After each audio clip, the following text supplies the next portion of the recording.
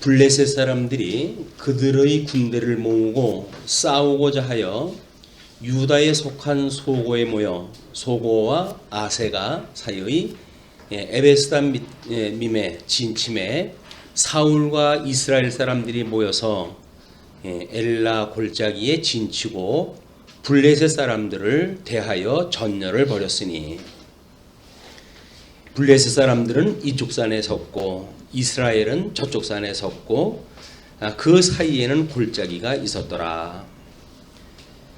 네, 우리 16장 14절서부터의 이야기가 다윗의 형통과 사울의 시기라고 하는 제목으로 구분을 다시 나눠놨습니다.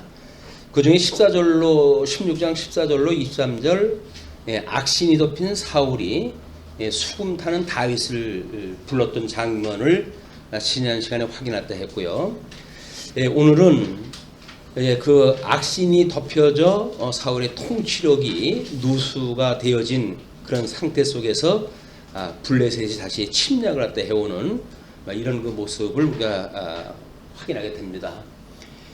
우리 통치권자의 어떤 힘이 떨어질 때 이런 그 틈새 공략을 해오는 것이 대적의 공격이라고 보여져요.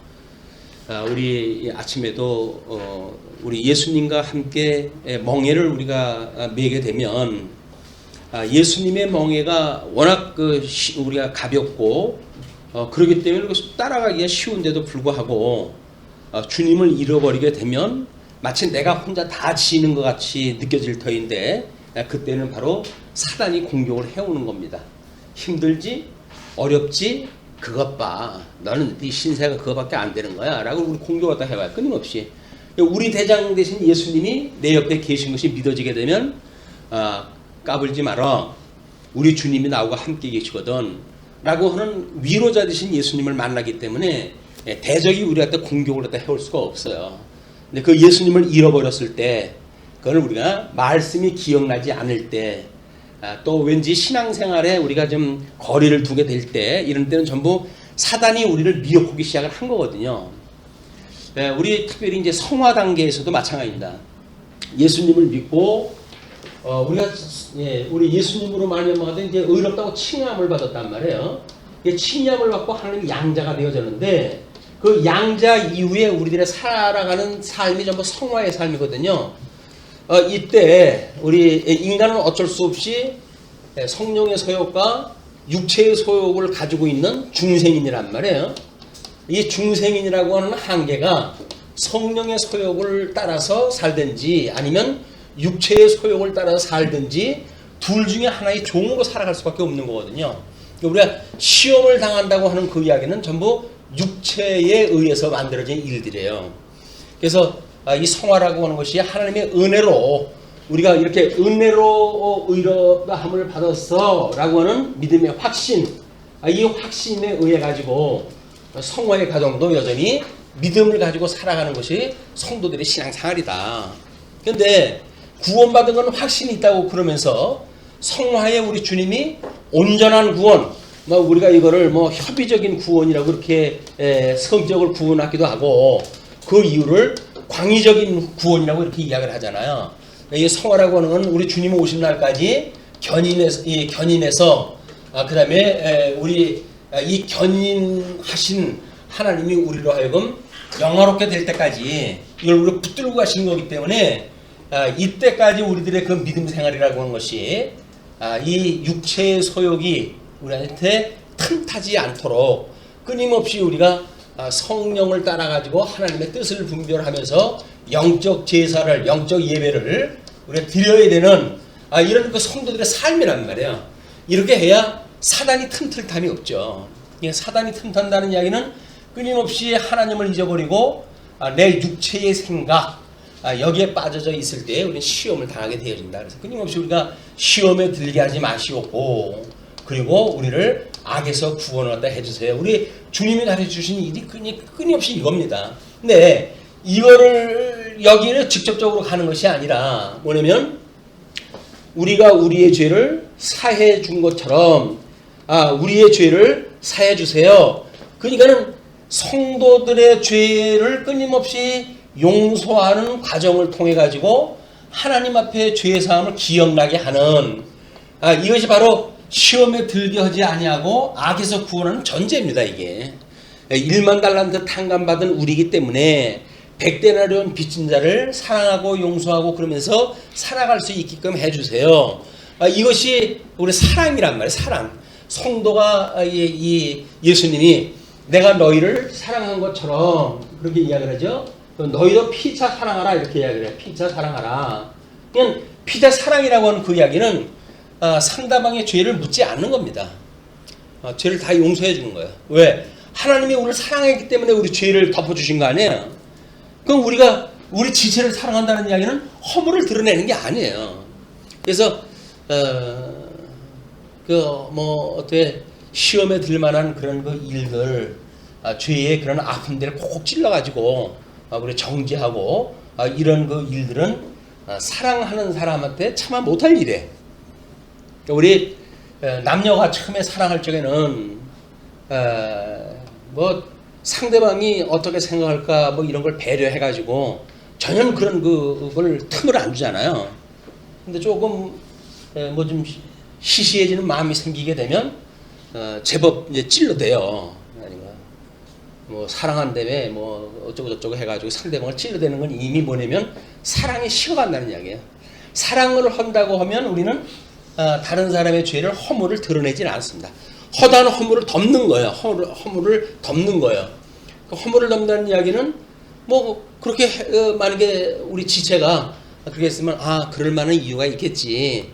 또는 기다려보고 또는 인내하고 이렇게 하면서 피차 가르침으로 해가지고 우리가 우리 예수 그리스도를 바라보고 살아가는 삶인데 상대방을 콕콕 꼬집고 핥히고 이렇게 하는 이야기는 허물을 덮지 않는다는 이야기고, 허물을 덮지 않는다는 이야기는 사랑하지 않는다는 이야기고, 사랑하지 않는다는 이야기는 결국은 하나님이 나를 사랑했다고 하는 확신이 점점 떨어지고 있는 거예요.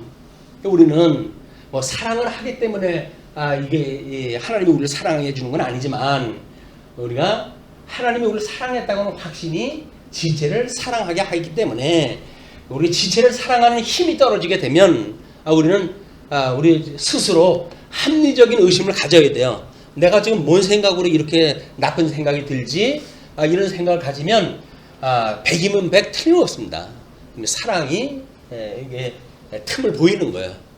그래가지고 결국은 상대방의 허물을 드러내고, 그래서 상대방의 아픔을 갖다가 기뻐하고, 상대방이 아파하면 쾌지를 부르잖아요. 왜? 너의 슬픔은 나의 기쁨이니까, 너의 불행은 나의 행복이니까. 이게 못된 짐승생에서 있는 일들인데 그리스도 안에서 성도들이 그런 마음을 갖는다고 한다면 우리는 예수님을 믿지 않는다. 우리를 사랑해서 보내주신 예수님을 믿지 않는 그런 현상이 우리를 내면서 좀 드러나고 있는 거거든요. 그런데 이거를 말씀을 들을 때 조명이 돼야 되는데, 말씀이 이거를 우리한테 교육을 안 시키게 되면 시험에 들고 악에서 구해주세요 할 만큼의 우리들의 어떤 하나님의 뜻이 발견되질 않으면 우리는 나는 구원받은 백성으로 좀 잘 돼가고 있어 라고는 자기 위로에 빠져요. 자기 위로, 자기를 사랑하는 것, 이거는 사랑이 아닙니다. 사랑은 자기의 유익을 구하는 게 아니거든요. 근데 우리는 우리 유익을 구하게 되어지게 되면 끊임없이 이 광의적인 믿음의 성화의 과정에서의 우리의 삶은 아주 초긍정적이에요. 초긍정적인데 다른 사람에 대한 긍정적이 아니라 완전히 에고이스트가 돼가지고 자기에 대한 긍정적, 자기애가 넘쳐요. 자기애가 넘쳐가지고 자기의 허물을 하나 보이지도 않아요. 상대방의 허물만 보이고 이렇게 되어지는 것이 하나님의 사랑을 잊어버리게 되어 나타나는 현상들입니다.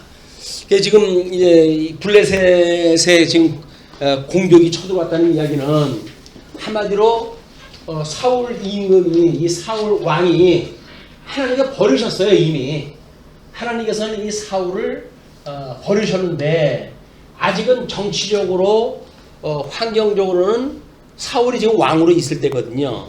근데 사울이 하나님이 버렸다고 하는 그 현상이 지금 정신질환으로 이제 드러난 거예요. 그래가지고 통치력이 약화되어지고 그렇게 되어졌을 때 이 블레셋이 다시 전쟁을 갖다 벌여온 것이 17장의 배경의 문제입니다. 자, 그렇게 됐을 때 4절로부터 11절 골리앗의 도전이 이제 소개가 되어지거든요. 블레셋 사람들의 진영에서 싸움을 도두는 자가 왔는데 그의 이름은 골리앗이요. 그때 전쟁의 방식이 제일 수장이 앞서가지고 등장했다 해가지고 야 거기서 제일 강한 놈 나와 나하고 싸우자 뭐 이렇게 해가지고 대장끼리 먼저 싸우는 거거든요. 그때 그 블레셋 진영에 이 골리앗이라고 하는 사람이 이제 나오는 거예요. 그의 위용이 소개가 되어지는데 그의 키는 6규빗 한 뼘이요.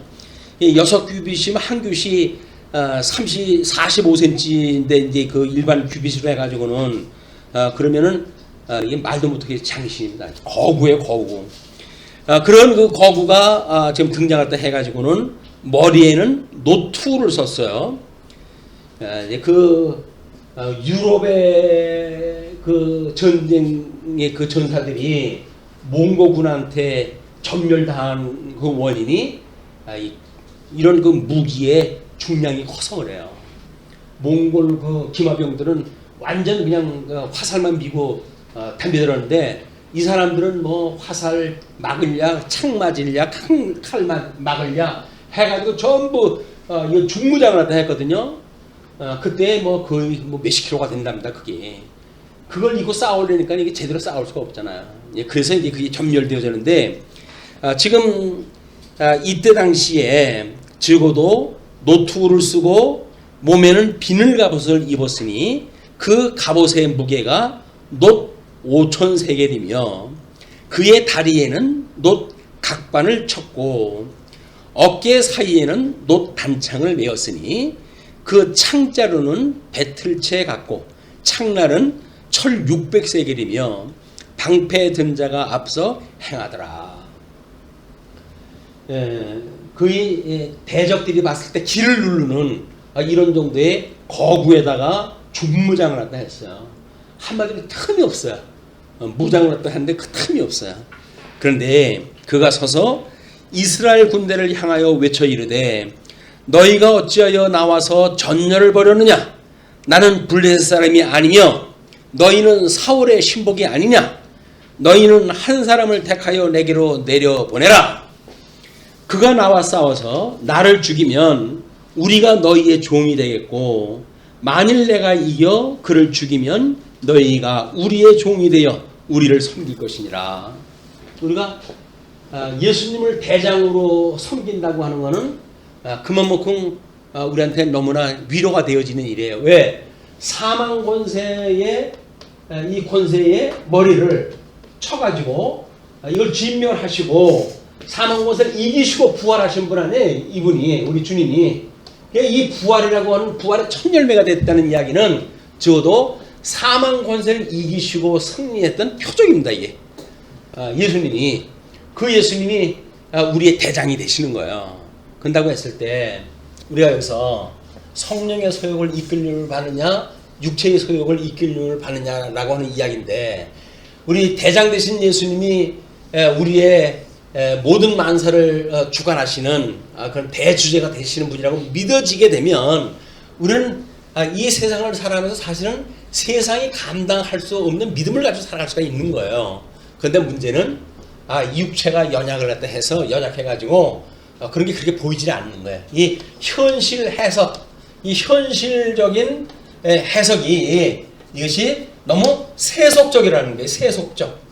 뭐 합리적이니 이런 걸로 설명이 되어지지만 전부 세속적이기 때문에 이 신령한 세계에 예수 그리스도의 그 능력이 어떠한지 우리가 모르기 때문에 세속에 우리가 무릎을 꿇고 살아갈 수밖에 없는 거다. 우리가 하나님 앞에 그래 끊임없이 우리로 하여금 믿음을 우리가 구해야 되는 거예요. 하나님 앞에 믿음을 구하는 것. 우리가 우리 교회에서의 믿음을 받는 이 믿음의 방편 이걸 이야기를 하거든요. 믿음의 방편 첫째 말씀이에요. 우리 이 말씀이 우리 믿음의 방편이 되어지는 거거든요. 물론 우리 이제 전신갑주로 무장일 됐을 때 유일한 공격 무기이기도 합니다. 말씀이 두 번째, 이것이 성례예요, 성례. 세 번째가 우리 믿음이 끊임없이 믿음을 갖다 구하는 그 일이 하나님 앞에 우리의 기도에 대한 것으로 소개가 되어져 있는 겁니다. 그러니까 하나님의 뜻이 무엇인가를 분별하고 그리고 이 뜻이 어떠한 건지를 알게 되어지게 되면 우리는 끊임없이 십자가의 도를 기억을 갖다 하고 하나님의 뜻을 갖다 구하는 것이에요. 이게 우리 이 믿음의 방편이라고 하는 것이 끊임없이 십자가의 도, 우리가 이것이 예수를 그리스도 믿는 칭이라고 하는 이 문제가 십자가의 도라고 한다면, 그 다음에 성화의 당에서에 있는 그 일들은 끊임없이 우리가 이렇게 기도하는 거야. 우리 죄를 사해 준 것처럼 우리 죄를 사하시고 우리를 시험에 들게 하지 마시고 악에서 구해 주세요. 라고 하는 우리들의 기도가 결국은 믿음의 방편이 되어지는 거다.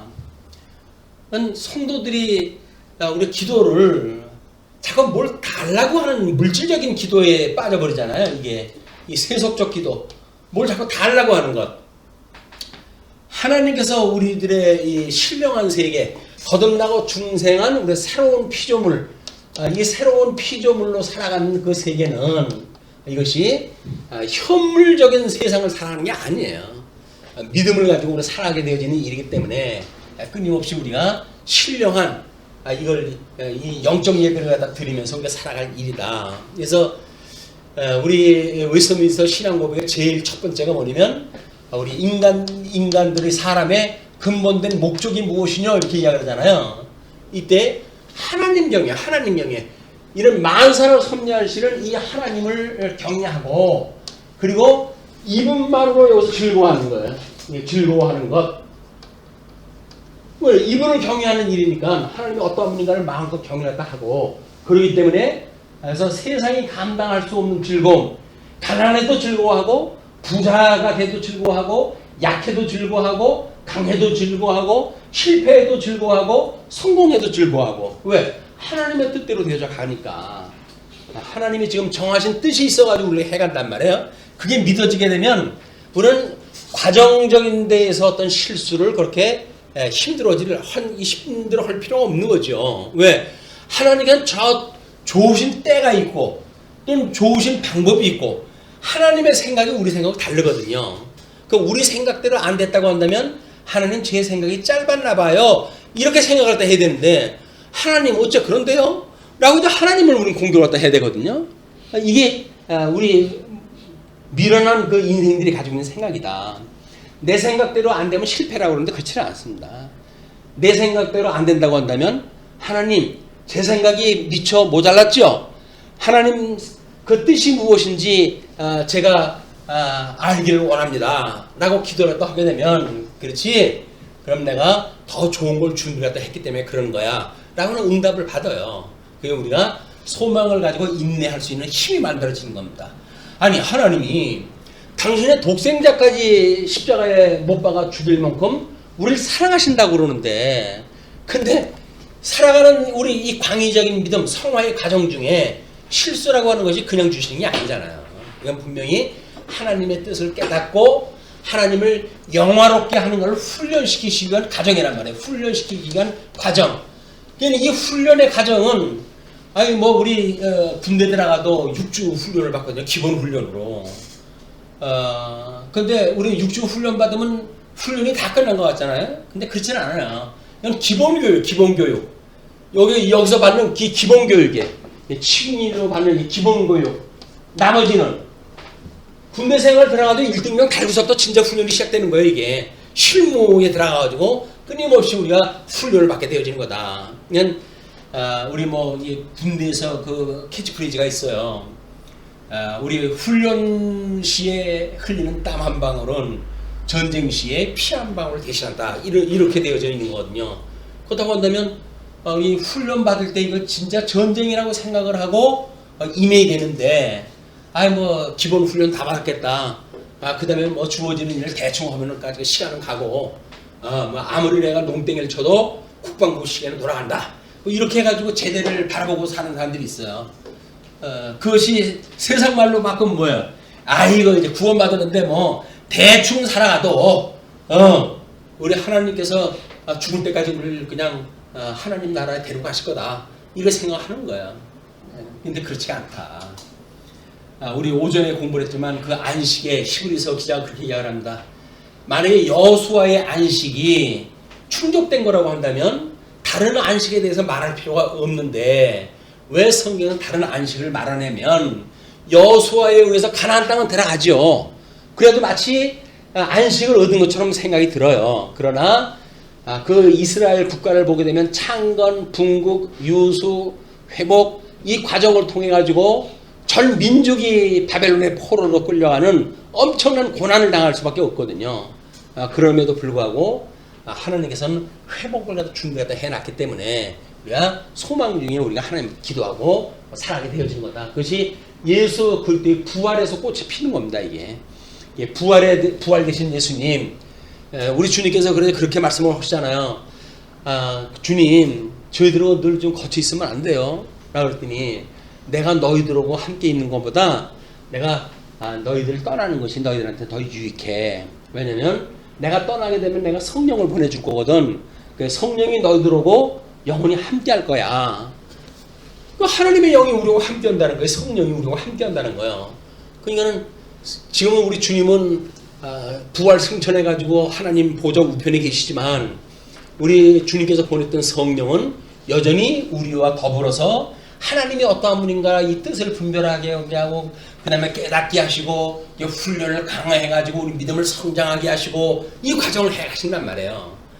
우리 성령이 해가시는 그 일을 믿는 것, 그것을 우리가 성령 충만이라고 이야기를 하는 겁니다. 이상한 짓 하는 게 성령 충만이 아니라 우리 주님께서 우리들을 이렇게 성화의 과정에 흠잡을 것 없는 하나님의 사람을 만들어가는 합당한 훈련을 시켜가시는 것이 성령의 사역이다. 자, 이제 그렇게 했는데 그가 서서 이스라엘 군대를 향하여 외쳐 이르되 너희가 어찌하여 나와서 전열을 벌였느냐. 사울의 신복이 아니냐. 너희는 한 사람을 택해서 내게 보내라. 이렇게 이야기를 한 거예요. 그리고 이제 종이 될 것이다. 근데 그 이야기인데 우리는 우리 성령의 소욕에 따라서 성령의 종이 될 것이냐, 육체의 소욕을 따라서 육체의 종이 될 것이냐, 판가름이 되겠죠. 그런데 그 블레셋 사람이 또 이르되 내가 오늘 이스라엘의 군대를 모욕하였으니 사람을 보내어 나와 더불어 싸우게 하라 한지라. 제일 우리가 이 세상을 살아가면서 힘든 게 뭔지 아십니까? 세상을 살면 제일 힘든 게 뭔지 아세요? 억울함을 당하는 거예요. 억울함. 이 억울함 중에 지금 이 골리앗이 이야기했던 것처럼 너희들 군대를 모욕하겠다는 게 모욕. 이 모욕감을 느끼는 그 사람은 혀를 깨물고 죽고 싶은 거예요. 죽고 싶어요. 그럴 정도로 이게 힘든 거거든요. 근데 어떻게 할 힘이 없어요. 그럴 때 이게 가장 억울한 거예요. 힘이 있으면 옆에 소리 안 나는 총이 있으면 그냥 팍 쏴가지고 죽이고 싶은 정도인데 그럴지도 못하고 이건 억울함을 당하는 거예요. 억울함을. 그래서 우리 자녀들한테 교육을 시킬 때 뭐라고 그래요? 억울하지 않도록 해라. 왜? 자녀야말로 부모님의 통치 아래 있잖아요. 마음대로 어떻게 항거할 수가 없어요. 그러니까는 그 아이가 내가 이제 힘없다고 정말 이래도 되는 거야? 라고 해가지고 억울해하게 되면 그러면 이 교육관계가 깨져버려요. 그러니까 우리 자녀들한테 억울함이 없도록 해라 이렇게 이야기합니다. 억울함이 없도록 해라. 교육의 제일 원칙이에요. 그렇다고 한다면 우리 성도들 간에 어떤 믿음의 차이가 있을 때도 마찬가지죠. 어떤 모욕감을 준다든가 억울함을 갖게 한다든가 이것은 지체의 그 관계를 갖다 유지하는데 매우 위험한 요소다. 상대방을 인정하고 긍정적으로 우리가 피자 가르칠 수 있는 그런 관계가 만들어져야지 뭐 못 먹는 뭐 감 찔러나 본다고 그래도 이 기왕 내 모욕을 얻어 줘가지고 내가 승리하리라 라고 하는 것은 아주 잘못되어진 생각입니다. 하나님은 지금 사단은 끊임없이 우리를 이걸 공격을 해와요. 억울함을 갖고 한이 되지. 억울하지, 약올르지, 끊임없이 우리 공격해 오는 거예요. 육체의 소욕은 그걸로 인해 가지고 가슴을 쥐뜯죠. 근데 성령이 우리를 장악을 하게 되면 오히려 그럼에도 불구하고 우리는 사랑과 희락과 화평과 오래 참음, 자비, 양선, 온유, 절제, 충성 이런 걸로 해가지고 우리 이 사단이 공격을 할 때는 틈이 없는 거예요. 그냥 우리가 기도할 수밖에 없잖아요. 이걸 기도만 하면 주님께서 우리로 하나님의 그 말씀이 기억나게 하게 되면 우리 성령의 소욕은 오늘 평안에 우리 예수 그리스도와 우리 아버지 하나님과 예수 그리스도로자 은혜와 평강이 너희와 함께 있을지어다. 이것이 이것들하고 싸워서 이겼을 때 이야기예요. 이겼을 때 나타나는 현상, 그것이 평강이다. 이 평강은 하나님께 주시는 은혜의 선물로 말미암기 때문에 이 은혜와 평강이 우리가 구해야 될 일들이에요. 그럼 우리가 교회 이름들을 질 적에 은혜와 평강 두 개의 이름을 갖다 붙여가지고 한다든지 이런 그 교회 이름도 짓고 그러잖아요. 그만큼 성도들한테 제일 중요한 덕목이 은혜와 평강이다.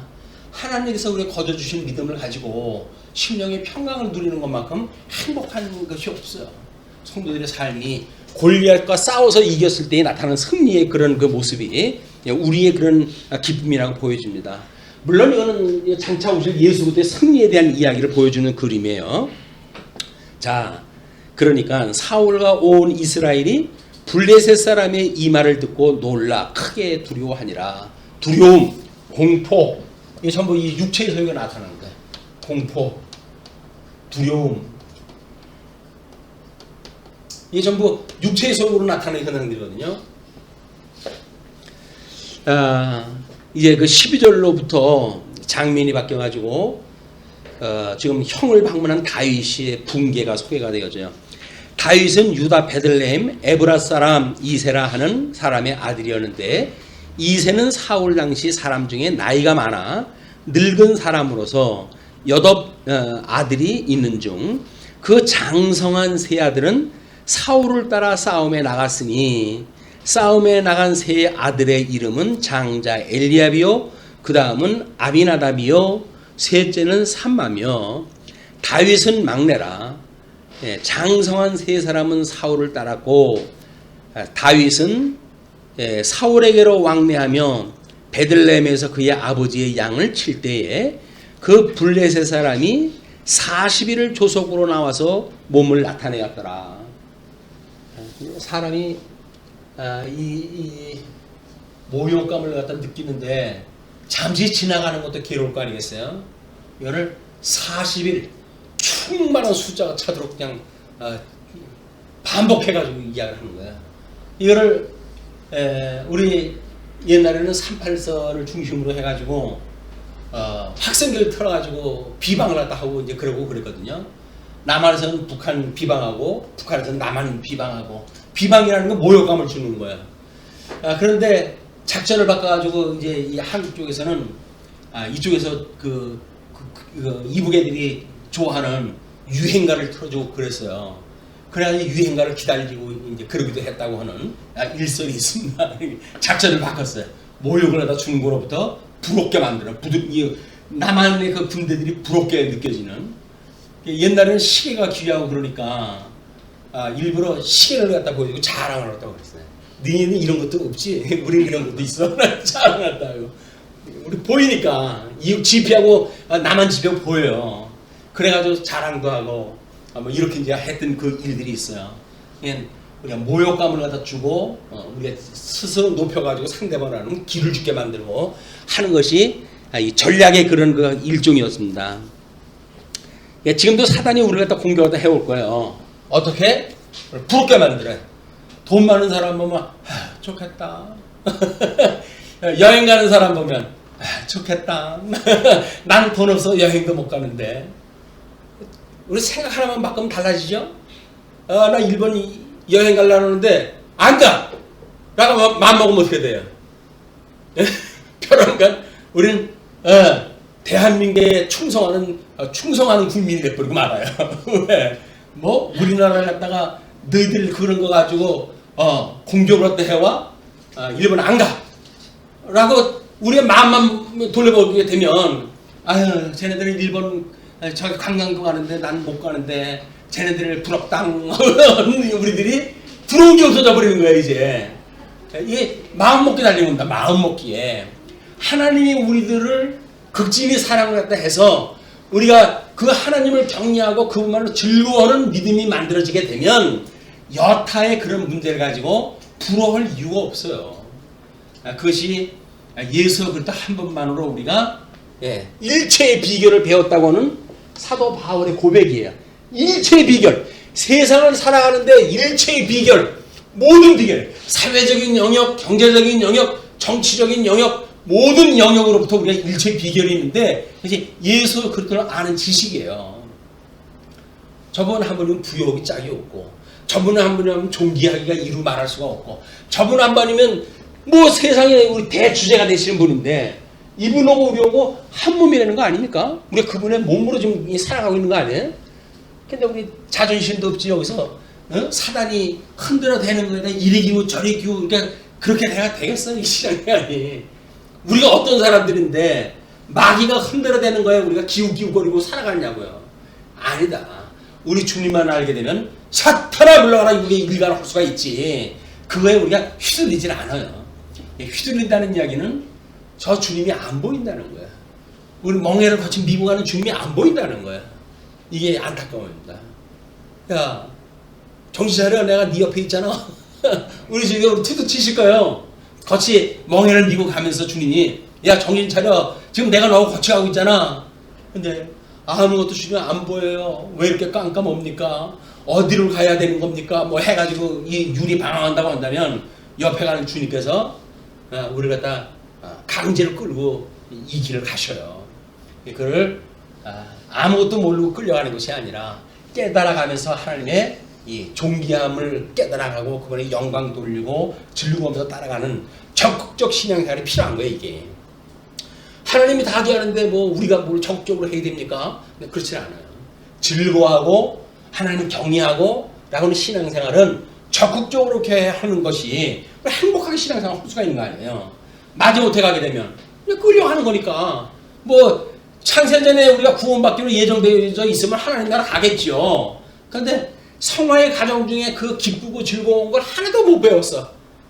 그럼 거기 가가지고 그 부흥사들 이야기 말 맞다나 개털 모자 쓰고 있는 거예요. 그래서 개털 모자 쓰고 다른 사람들은 전부 면류관 받아 쓰고 있는데 개털 모자 쓰고 있다고 이제 그렇게 우리 부흥사들이 이야기를 하는데 하나님 나라에 그런 차별이 어디 있겠습니까?많은 부흥사들이 그렇게 이야기를 하니 우리들도 이 땅에서 성화의 가정을 통해 가지고 하나님을 충분히 배울 수 있는 그런 훈련의 시간이 되었으면 좋겠다. 적극적으로 훈련에 참여하는 사람, 이런 사람은 다치지도 않아요. 이런 사람은 점수가 이게 높이 평가가 돼요. 근데 마지못해 가는 사람들, 안전사고를 하는 사람들, 이런 사람들 별로 여기 관심 없는 사람들, 그냥 마지못해 끌려가니까 뭐 구걸 갖다 하는 거지 뭔지 모르니까 발목도 삐고 뭐 이런 사고가 나요. 근데 적극적으로 우리가 이 훈련에 참가하게 되면 우리는 하나님께서 우리를 인도하시는 그 뜻을 우리가 깨닫게 되어지고 그리고 기쁨과 즐거움을 감당하게 됩니다. 믿음 생활은 결코 우리들한테 나태함을 주는 것이 아닙니다. 자, 그런데 이제 그 17절서부터 사건이 벌어지죠. 그것이 이새가 그의 아들 다윗에게 이르되 지금 내 형들을 위하여 이 볶은 곡식 한 에바와 이 떡 10덩이를 가지고 진영으로 속히 가서 내 형들에게 주고, 이때는 아마 자비랑하는 그런 어떤 전쟁 체제였던가 봐요. 그러니까 치즈 10덩어리를 가져다가 그들의 천부장에게 주고 내 형들의 안부를 살피고 증표를 가져오라. 그러니까 천부장한테까지 이제 먹거리를 일부 제공하도 하면서 안부를 갖다 이제 물어오도록 이렇게 지시를 갖다 했어요. 그때의 사울과 그들과 이스라엘 모든 사람들은 엘라 골짜기에서 블레셋 사람들과 싸우는 중이었더라. 싸우는 중이 진짜 싸우는 것도 아니죠. 지금 싸움의 시작인데 골리앗이 와가지고 한없이 모욕감을 갖다 주는데 그게 무서워가지고 고개 쳐박고 있는 상태예요. 그걸 싸움다 그렇게 이야기를 했어요. 자, 근데 20절부터 이렇게 이야기가 전개되어집니다.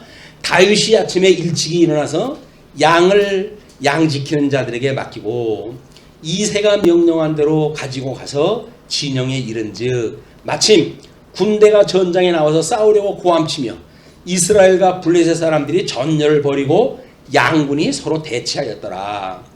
다윗이 자기 짐 지키는 자의 손에 맡기고 군대로 달려가서 형들에게 문안하고 그들과 함께 말할 때에 마침 블레셋 사람의 싸움 도두는 가드 사람 골리앗이라 하는 자가 그 전열에서 나와서 전과 같은 말을 하매 다윗이 들으니라.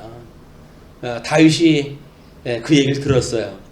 이스라엘 모든 사람이 이 사람을 보고 심히 두려워하여 그 앞에서 도망하며 이스라엘 사람들이 이르되 너희가 이 올라온 사람을 보았느냐? 참으로 이스라엘을 모욕하러 왔도다. 그를 죽이는 사람은 왕이 많은 재물로 부하게 하고 그의 딸을 그에게 주고 그 아버지의 집을 이스라엘 중에서 세금을 면제하게 하시리라. 다윗이 곁에 서 있는 사람들에게 말하여 이르되 이 블레셋 사람을 죽여 이스라엘의 치욕을 제거하는 사람에게는 어떠한 대우를 하겠느냐? 이 할례받지 않은 블레셋 사람이 누구이기에 살아계시는 하나님의 군대를 모욕하겠느냐? 백성이 전과 같이 말하여 이르되 그를 죽이는 사람에게는 이러이러하게 하시리라 하니라. 사울이 전장에서 승리하게 되어지면 상을 주겠다고 하는 그 내용을 이제 소개를 받았어요. 그런데 다윗은 그 상급이 문제가 아니라 하나님의 군대를 모욕하는 그 이야기를 들었을 때 공분을 느끼고요. 공분. 예수님이 예루살렘 성을 장사꾼의 구려를 갖다 만들었던 사건 있잖아요. 그때 공분했던 사건이 뭐예요? 상을 엎은 사건이에요. 아니 하나님의 기도하는 집이라고 일컬었거늘 너희들 장사의 구려를 만드느냐? 라고 해가지고 상을 한번 뒤집어 엎은 거거든요. 이것이 공분이에요.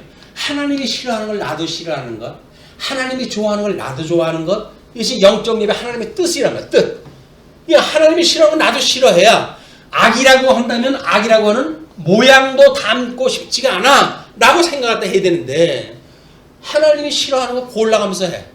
하나님이 좋아하는 걸 골라가면서 빼먹고 살아. 그거는 하나님의 사람이 아닌 거예요.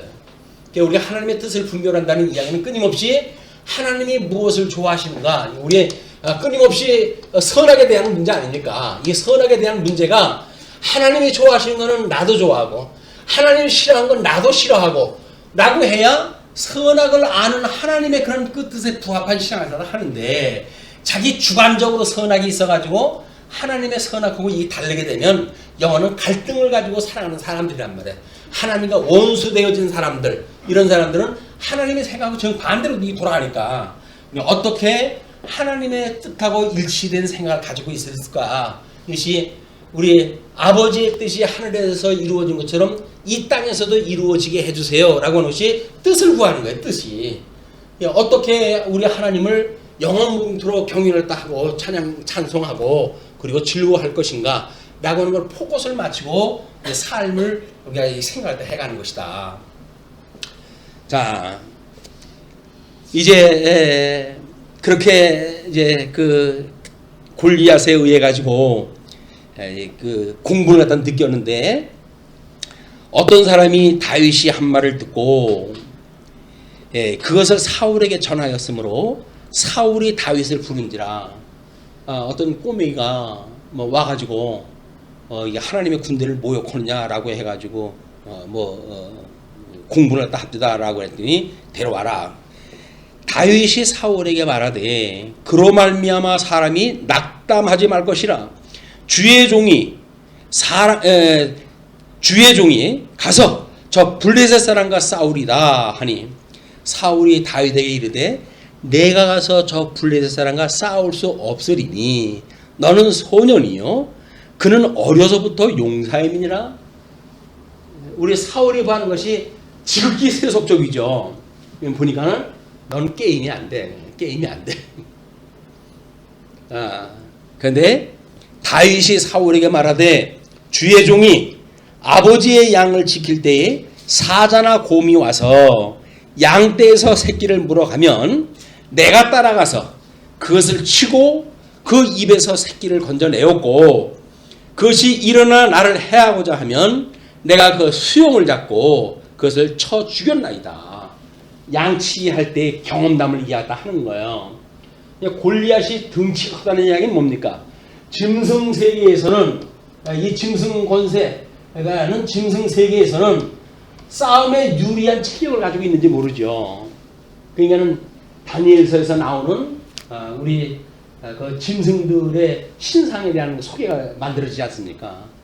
사자와 같고 무슨 곰과 같고 뭐 독수리 같고라고는 짐승들 중에 제일 공격이 센 이런 걸 가지고 신상을 만들어 가지고 이스라엘 백성들을 탄압한 세력으로 소개가 되어지는데 그러나 끝내 이 짐승 세계를 이기는 것은 뜬 돌이 그의 신상에 발을 깨뜨려 가지고 이 짐승 세계를 무너뜨린다는 이야기입니다. 하나님의 능력이 그렇게 되어지는 것이 이것이 인간의 그런 그 어떤 조건이 그걸 만들어가는 일이 아니다. 그러니 주의 종이 사자와 곰도 쳤은즉 살아계시는 하나님의 군대를 모욕한 이 할례받지 않은 블레셋 사람이니까 그가 그 짐승의 하나와 같이 되리이다. 이런 짐승과 똑같이 이제 내가 만들어주겠습니다. 그런 그 이야기예요.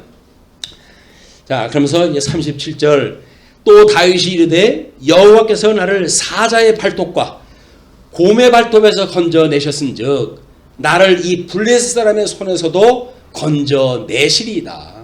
사울이 다윗에게 이르되 가라 여호와께서 너와 함께 계시기를 원하노라. 믿음을 가지고 사실 보내는 것 같지만 사실 대안이 없었어요. 마땅한 대안이 없었는데 다윗이 하도 큰 소리를 갖다 치니까 그럼 가라 이런 허락이 떨어졌어요. 이에 사울이 자기 군복을 다윗에게 입히고 노투를 그의 머리에 씌우고 또 그에게 갑옷을 입히매 다윗이 칼을 군복 위에 차고도 익숙하지 못하므로 시험적으로 걸어보다가 사울에게 말하되 익숙하지 못하니 이것을 입고 가지 못하겠나이다 하고 곧 벗고 손에 막대기를 가지고 시내에서 매끄러운 돌 5을 골라서 자기 목자의 제구 곧 주머니에 넣고 손에 물매를 가지고 블레셋 사람에게로 나아가더라. 전쟁이 벌어졌는데 블레셋 사람들이 보게 되면 웃을 일이 벌어진 거예요.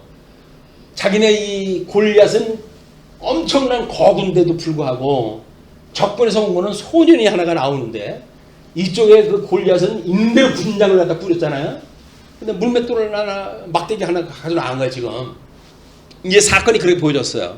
그러니까 41절서부터 다윗의 승리의 사건이 소개가 돼 반전이 이제 일어납니다. 블레셋 사람이 방패든 사람을 앞세우고 다윗에게로 점점 가까이 나아가니라. 그 블레셋 사람이 둘러보다가 다윗을 보고 업신여기니 이는 그가 젊고 붉고 용모가 아름다움이라. 아주 애소년이에요. 블레셋 사람이 다윗에게 이르되 내가 나를 개로 여기고 막대기를 가지고 내게 나왔느냐 하고 그의 신들의 이름으로 다윗을 저주하고 그 블레셋 사람이 또 다윗에게 이르되 내게로 오라 내가 네 살을 공중의 새들과 들 짐승들에게 주리라 하는지라. 다윗이 블레셋 사람에게 이르되 너는 칼과 창과 단창으로 내게 나아오거니와 나는 만군의 여호와의 이름 곧 내가 모욕하는 이스라엘 군대의 하나님의 이름으로 내게 나아가노라. 유명한 성경 구절에 이게 믿음의 그런 용장을 꿈꾸는 사람들이 늘 외우고 하는 그런 성경 구절. 너는 그 창과 단창으로 내게 나아오거니와 나는 만군의 여호와의 이름 곧 내가 모욕하는 이스라엘 군대의 하나님의 이름으로 내게 나아가노라. 오늘 여호와께서 너를 내 손에 넘기시니 내가 너를 쳐서 내 목을 베고 블레셋 군대의 시체를 오늘 공중의 새와 땅의 들짐승에게 주어 온 땅으로 이스라엘의 하나님의 계신 줄을 알게 하겠고 또 여호와의 구원하심이 칼과 창에 있지 아니함을 이 무리에게 알게 하리라. 전쟁은 여호와께 속한 것인즉 그가 너희를 우리 손에 넘기시리라. 이게 어린 양 권세입니다. 어린 양 권세. 우리 세상에 세상이라고 하는 건 어쩔 수 없이 힘의 논리가 작동되어지는 거 아니에요? 근데 이 기도라고 하는 그 이야기는 정말 힘도 없어요. 그리고 이 어린 양 권세를 갖다 믿는 사람들이 무릎을 꿇고 하나님 앞에 기도하는 일이기 때문에 이런 세속적인 속물의 세계에서 그런 힘을 가지고 공격해오는 자들에 대하여 우리가 이기는 방법이 바로 어린 양 권세를 믿고 기도하는 일이다. 우리 예수님의 이름으로 기도하잖아요. 어린 양 권세로 기도한다. 왜? 사망 권세를 쳐가지고 이미 승리를 갖다 하셨던 전력이 있으신 분이거든요. 그분이 지금도 우리와 함께 계신다 라는 믿음을 가지고 우리가 이 나머지 그런 성화의 과정을 살아갔으면 좋겠습니다. 그러면서 이제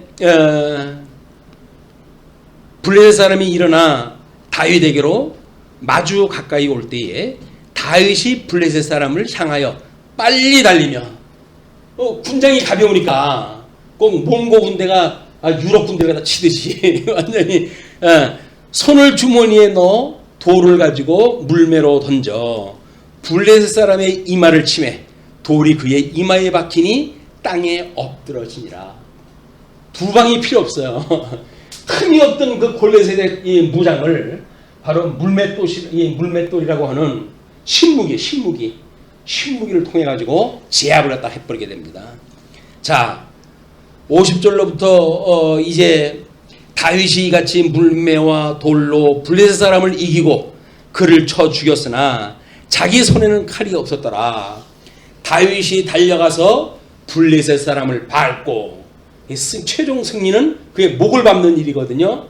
블레셋 사람을 밟고 그의 칼을 그 칼집에서 빼내어 그 칼로 그를 죽이고 이 칼로 망한다는 이야기입니다. 이 칼로 망한다는 이야기예요. 그의 머리를 베니 블레셋 사람들이 자기 용사의 죽임을 보고 도망하는지라. 예수님이 사망 권세의 머리를 쳐서 궁극적으로 승리를 하고 부활하셨다는 그 이야기는 일찍이 우리 하나님께서 아담에게 3장 15절에 여자의 후손과 남자의 후손 간의 갈등 관계를 이야기해요. 원시복음으로 해가지고 여자의 후손은 남자의 후손의 발꿈치를 물어야 되겠고 그 다음에 여자의 후손은 남자의 후손의 머리를 상하게 할 것이다 라고 했던 아주 태호 쪽의 그 약속이 성취되는 현장이에요. 다윗은 그걸 보고 살았던 사람이에요. 믿음의 세계, 실체적인 믿음의 세계. 그래서 어떻게 여자의 후손이 남자의 후손의 뱀의 그 후손의 머리를 갖다 치는 건지 이걸 믿었던 우리 다윗이 골리앗에게 승리하는 장면이었던 겁니다. 그래서 다윗이 이같이 이제 승리를 갖다 하고는 이스라엘과 유다 사람들이 일어나서 소리 지르며 블레셋 사람들을 쫓아 가이와 에그론 성문까지 이르렀고 블레셋 사람들의 부상자들은 사이라임 가는 길에서부터 가드와 에그론까지 엎드러졌더라. 도망가다 지내다 밟혀 죽고 난리가 났어요. 이스라엘 자손이 블레셋 사람들을 쫓다가 돌아와서 그들의 진영을 노략하였고 다윗은 그 블레셋 사람의 머리를 예루살렘으로 가져가고 갑주는 자기 장막에 두니라. 놀라운 승리의 장면이 소개가 되어지고 55절로 58절 다윗의 이 가문을 묻는 사울이 보이게 됩니다. 지금 우리가 그 16장에서는 사울이 귀신이 들려가지고 숨을 타는 소년을 불러왔었잖아요. 근데 별로 관심도 없었어요. 그래서 수금 타면 그냥 자기가 귀신이 이제 나가게 되어지니까 그냥 막연하게 그렇게 생각을 했었는데 오늘 웬 소년이 와가지고 전쟁에 수장이 돼버린 거 아닙니까?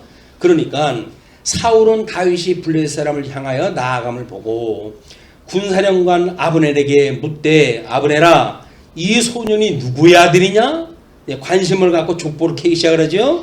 아브넬이 이르되 왕이여 왕의 사심으로 맹세하옵나니 내가 알지 못하나이다 하며 무명의 용사, 무명의 용사, 소문이 나지도 않은 사람이에요. 왕이 이르되 너는 이 청년이 누구의 아들인가 물어보라 하였더니 다윗이 그 블레셋 사람을 죽이고 돌아올 때에 그 블레셋 사람의 머리가 그의 손에 있는 채 아브넬이 그를 사울 앞으로 인도하니 사울이 그에게 묻되 소년이여 누구의 아들이냐 하니 다윗이 대답하되 나는 주의 종 베들레헴 사람 이새의 아들이니이다. 자기의 신분을 갖다 밝혀요. 그런데 아무런 그 무명의 사람, 사람들이 알지도 못했던 그런 사람, 그것이 예수님이 출했던 그런 그 모습이에요. 저 사람이 누구냐? 저 사람이 마리아의 그 뭐 애 아니야? 근데 어떻게 하나님의 말씀을 저렇게 잘 알아? 사람들이 몰랐어요. 이 출신을. 근데 그분이 하나님의 아들로 오셨던 예수님이거든요. 다윗도 세상 사람들이 모르는 상태로 왔다. 그걸 보시고 우리가 이제 1절로 5절 요나단과 다윗의 우정까지를 한나를 묶었으니까 5절까지 보십니다. 다윗이 사울에게 말하기를 마침에 요나단의 마음이 다윗의 마음과 하나가 되어 요나단이 그의 자기 생명같이 사랑하니라. 놀라운 이제 일이 벌어졌어요. 사울은 지는 애예요. 근데 이 집에 조력자가 이제 다윗을 돕는 사울의 아들이 이제 등장하다 하게 되어지는데 이 요나단이라고 하는 사람입니다. 이날에 사울은 다윗을 머무르게 하고 그의 아버지 집으로 다시 돌아가기를 허락하지 아니하였고 요나단은 다윗을 자기 생명같이 사랑하여 더불어 언약을 맺었으며 요나단이 자기가 입었던 겉옷을 벗어 다윗에게 주었고 자기의 군복과 칼과 활과 띠도 그리하였더라. 그냥 옷을 사울이 주었을 적에는 못 입던 옷인데 요나단이 오늘 갖다 주니까 입는 걸 보니까 맞았던가 봐요. 대충. 다윗은 사울이 보내는 곳마다 가서 지혜롭게 행하며 사울이 군대의 장으로 삼았더니 온 백성이 합당히 여겼고 사울의 신하들도 합당히 여겼더라. 온 군대가 무서워했던 수장을 갖다가 탄알 한 발 장진해 가지고 해결 했으니까 온 백성들이 칭송을 하고 인정을 한 거예요. 거기에 뭐 어떤 일에 사울이 사용하든지 족을 갖다 다는 사람이 없이 그게 쓰임을 받았다. 그게 결국은 화근이 되어져 가지고 사울의 시기를 받게 되어지고 그걸 위해서 쫓기는 신세가 되어지는 이런 일이 이제 계속이 되어집니다. 다음 장면은 우리 다음 시간에 확인하기로 하고 오늘 말씀 드리죠. 기도하시겠습니다.